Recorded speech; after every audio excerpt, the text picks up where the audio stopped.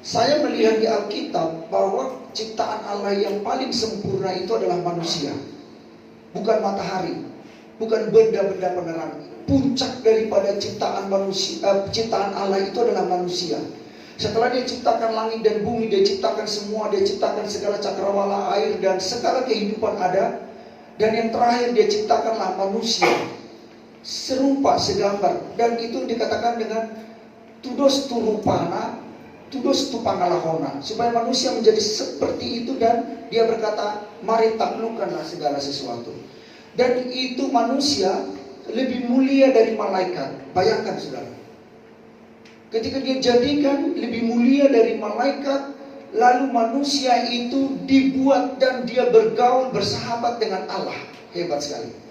Nah, lalu diberkatilah mereka, diciptakan dia laki-laki dan perempuan, diberkatilah mereka beranak cuculah, supaya sama, serupa dan segambar dengan Allah. Dalam bahasa Batak Toba dikatakan tudos turupani dan Jehovah, tudos tu pangalahoni Jehovah. Bagus sekali, dan itu sebuah rancangan yang hidup. Dan ketika manusia berada banyak sekali dalam dunia ini, maka mereka berkarya, mereka berbuat, mereka melakukan segala sesuatu dengan baik, dan hidup dalam kemakmuran, hidup dalam keindahan tanpa masalah. Dan manusia itu hidup dalam kemuliaan Allah. Wah, itu bukan main, saudara. Tapi rancangan Allah itu gagal ketika Adam memilih jatuh dalam dosa melalui Hawa. Dan mereka berbantah-bantahan, dan apa yang terjadi? Dosa menguasai manusia dan hidup manusia berantakan. Seluruh rancangan Allah jadi berantakan. Kiranya kita dapat menangkap dan mengerti. Jika dosa menguasai manusia, maka seluruh rancangan Allah berantakan. Semua yang indah, yang baik, yang sudah dirancang dalam hidup kita, dalam rumah tangga kita, pada suami, pada istri, pada anak-anak, pada keluarga besar, keluarga inti kita, itu semua berantakan. Jika ada iri hati, ada perpecahan, ada permasalahan, ada hal-hal yang tidak bisa dan tidak mau dibereskan, semua tidak mau. Itu membuat rancangan Allah yang baik, yang besar, yang dahsyat dalam hidup kita, dalam rumah tangga kita berantakan semua. Itu perhatikan saja itu baik-baik. 2024 kita perhatikan, kita hampir melalui bulan Januari ini. Tapi coba kita perhatikan sepanjang tahun 2024. Karya apa yang Bapak Ibu Saudara bisa kerjakan dan lakukan, apa yang Bapak Ibu Saudara bisa perbuat. Dan itu saya duduk, saya merenung, saya baca firman Tuhan, saya merenung, saya nyanyi, saya ngomong terus dalam hati, saya ngomong terus, dan ngomong juga dalam keluar mulut saya, ngomong kepada Tuhan. Saudara, tetapi lanjutannya adalah tidak selesai di situ. Setelah manusia terus berada di dalam dunia ini kurang lebih setelah jatuh dalam dosa. Nah, saya tidak dapat memahami dan menggambarkan kepada saudara berapa ribu tahun manusia sebelum mereka jatuh ke dalam dosa hidup dalam sukacita kemakmuran, hidup dalam berkat, hidup dalam kedamaian, hidup dalam ketenangan. Tidak ada masalah dalam diri mereka, tidak ada penyakit, tidak ada naik tensi, tidak ada amarah, tidak ada sedih dan sebagainya. Berapa ribu tahun? Kita tidak tahu. Alkitab tidak menceritakan itu. Tapi Alkitab hanya berkata, bagi Allah satu hari sama dengan 1000 tahun bagi manusia. Dan itu berapa lama? Dan itu menjadi sebuah perdebatan yang tidak dapat kita selesaikan.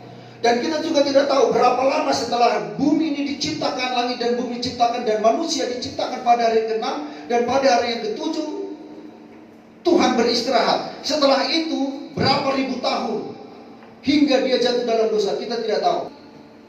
Nah, saudara, bagaimana Tuhan mau memulihkan ini kembali? Itulah sebabnya dia mengutus Yesus.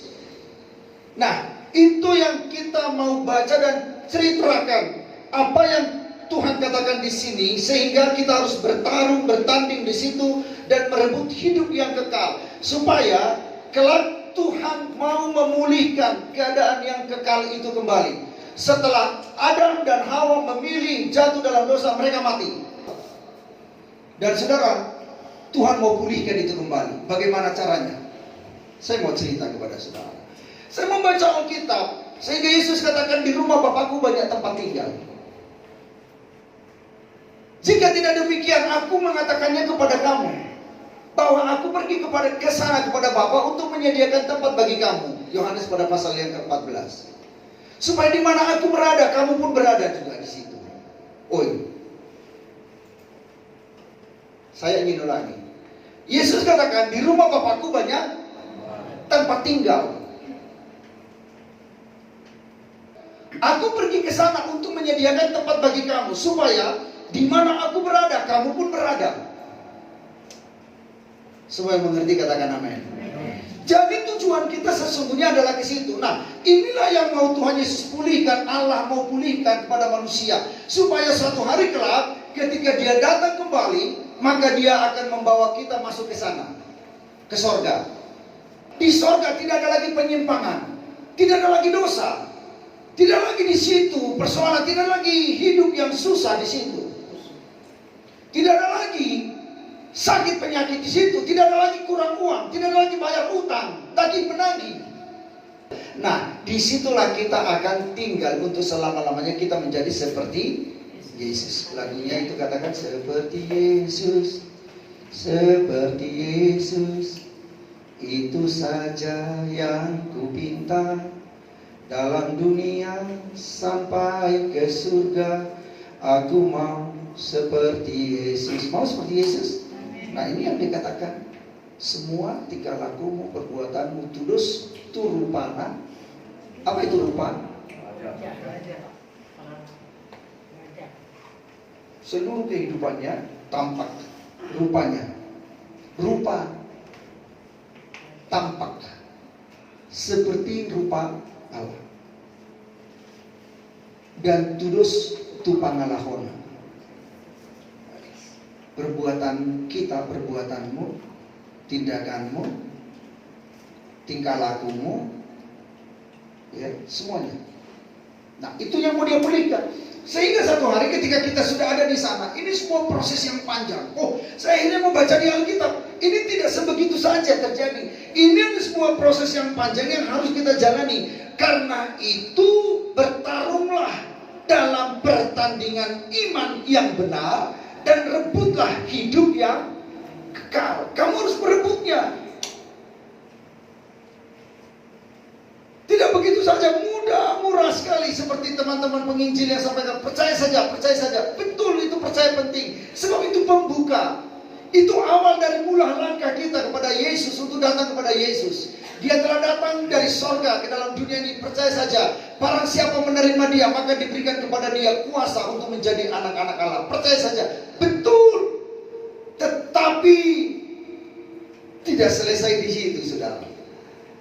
Seorang pemain musik pasti harus melatih dirinya dengan permainan musik yang lebih bagus, lebih elegan lagi, lebih cantik, lebih indah, lebih enak lagi, lebih menguasainya lagi. Seorang pengkhotbah juga seperti itu. Seorang jemaat harus terus bertumbuh di situ, bertumbuh. Dan kau tidak tahu bagaimana iblis ingin menjatuhkan diri dan membawa engkau dan ingin memasukkan diri kita ke dalam api neraka yang menyala-nyala. Sebab iblis sudah divonis, tinggal mengeksekusi saja. Oh, Allah telah memvonis iblis untuk masuk neraka. Tidak ada lagi kesempatan iblis dan tidak ada lagi waktu iblis untuk bertobat. Dia sudah divonis dan vonisnya itu tidak bisa diubah lagi. Dia pasti masuk neraka. Karena itu sebelum iblis dieksekusi masuk neraka, diberi kesempatan kepada dia untuk memuaskan seluruh kehidupannya. Tapi iblisnya datang kepada manusia, ingin merusak manusia. Padahal ciptaan Allah yang paling sempurna, yang paling puncak dan paling inti adalah manusia. Maka dijadikannya manusia tudus turupana, tudus tupangalahona, serupa dan segambar dengan Allah. Tidak ada satu malaikat pun yang diciptakan serupa dan segambar dengan Allah. Hanya manusia. Nah, ini yang mau dipulihkan. Maka Yesus datang hingga satu proses yang akan panjang. Nanti satu hari kita bahas lagi ya. Saya yakin apa yang saya sampaikan sekarang dan sudah nempel di pikiran. Di pada bapak lagi sama ibu saya. Tapi dapat sudah saya bilang gitu. Jadi ya kita harus memang bahas lagi, ulang lagi dan bicarakan lagi. Saudara-saudara, dia mengacaukan semuanya supaya rancangan Tuhan tidak terjadi. Tetapi rancangan Tuhan pasti terjadi cepat atau lambat. Amin. Apa yang difirmankan Tuhan itu pasti terjadi. Alkitab itu berkata begini, langit dan bumi akan berlalu, tapi apa yang kuucapkan tidak akan berlalu, tidak akan pernah lewat. Pasti terjadi. Satu iota pun dari apa yang Tuhan katakan itu tidak akan terlupakan. Pasti terjadi. Jadi yakini aja dalam hidup kita, apa yang Tuhan Yesus katakan itu pasti terjadi. Di rumah Bapakku banyak tempat tinggal, dan kita akan dibawa ke sini. Hanya tolong jangan berpikir lagi, nanti kalau di rumah Bapak itu siapa istrinya? Di sana tidak ada maksiat. Di sana itu tempat kekudusan, kesucian. Betapa harus kudusnya kita, suci. Hidup semakin baik, semakin berkenan kepada Tuhan. Itu yang Tuhan buat bagi kita. Hingga satu hari seperti Yesus. Seperti apalah Yesus di sana, seperti itulah kita ada di sana. Tidak ada di sana nanti, sorry ya, ini paham yang tidak dicatat di Alkitab, tapi ini adalah paham yang kita anut, yang kita terima dari Alkitab. Lalu ada di situ nanti ada aki-aki. Di surga tidak ada aki-aki. Oh, di sana ada bayi di surga. Semua diubah menjadi seperti Yesus. Diubah seperti Yesus. Dan kita semua menjadi orang-orang pilihan di situ. Dan di sanalah kita tenang, di sanalah kita kedamaian. Oh, matahari tidak ada lagi menyinari kita di situ. Berarti jauh sekali itu matahari, jauh sekali itu surga. Halo? Saya belajar waktu saya di SMP hingga di SMA, saya belajar tentang tata surya. Oh, semua tata surya ini disinari oleh matahari. Tapi di sana nanti tidak ada lagi matahari, sebab matahari yang akan bersinar di situ adalah kemuliaan Allah. Saudara bisa mengerti, menangkapnya, katakan amin. Itulah yang ada di sana. Itu sebabnya tempat itu adalah tempat yang dikhususkan. Dan untuk bisa ke sana itu ada sebuah proses yang begitu panjang dan mulia. Nah, karena itu dia ngomong di sini. Yuk kita lihat kembali ayat ini. Pada ayat yang ke-11, engkau manusia Allah, hai manusia Allah, jauhilah semuanya itu. Kejarlah keadilan, ibadah, kesetiaan, kasih, kesabaran, kelembutan. Di antara ini ada berapa nih? Ayo, satu, keadilan. Yang kedua apa? Ibadah. Yang ketiga, kesetiaan. Yang keempat, kasih. Yang kelima, kesabaran. Yang keenam, mana? Enam-enamnya lo harus kita kuasai loh. Nah, kejarlah apa? Keadilan, ibadah, kesetiaan, kasih, kesabaran, dan dari 6 itu berapa yang Bapak Ibu dapat? Nah, karena itu ayat 14 dia katakan begini. Ayat 14. Turutilah perintah ini dengan tidak bercacat dan tidak bercela, sehingga pada saat Tuhan kita Yesus Kristus menyatakan dirinya, ayat 15, yaitu saat yang akan ditentukan oleh penguasa yang satu-satunya dan yang penuh bahagia, raja di atas segala raja dan Tuhan di atas segala Tuhan. Ayat 16, dialah satu-satunya yang tidak takluk kepada maut, bersemayam dalam terang yang tak terhampiri. Seorang pun tidak pernah melihat dia, tapi dia ada. Karena manusia tidak sanggup melihat dia. Nah, baginya lah hormat dan kuasa yang kekal. Amin. Nah, karena itu dia katakan, peringatkanlah kepada orang-orang kaya di dunia ini agar mereka jangan tinggi hati dan jangan berharap pada sesuatu yang tak tentu seperti kekayaan, melainkan pada Allah yang dalam kekayaannya memberikan kepada kita segala sesuatu yang untuk kita nikmati.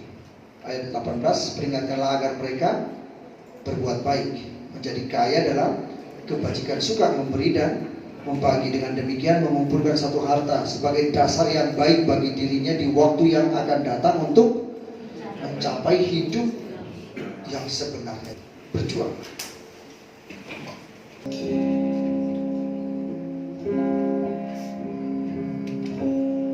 Betapa besar kasih